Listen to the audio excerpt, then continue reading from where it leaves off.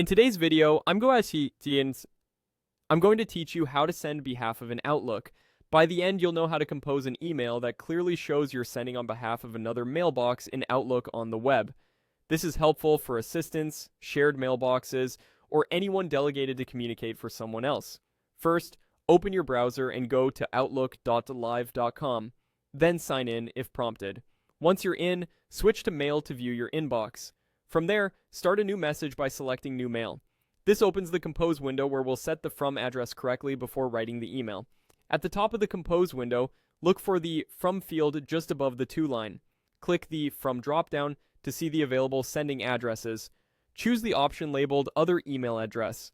This tells Outlook you want to send from an address that isn't your default. Type the email address you're authorized to send on behalf of. If your organization recognizes it, you'll see it appear as a suggestion. Select it. It's important to note that this only works if you've been granted Send on Behalf permission for that mailbox. If you don't have the right permission, Outlook will prevent the send or the message may bounce back. When the address is accepted, you'll see it show up in the From field so you can confirm you're using the correct mailbox. Next, add your recipients in the To field. You can include CC or BCC if you need to keep others informed without cluttering the main recipient list.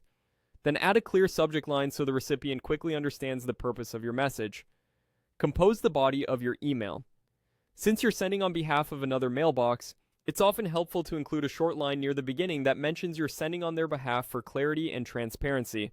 Keep your tone consistent with the mailbox you represent, and use a signature that suits that mailbox's style or your organization's policy. When everything looks good, select Send.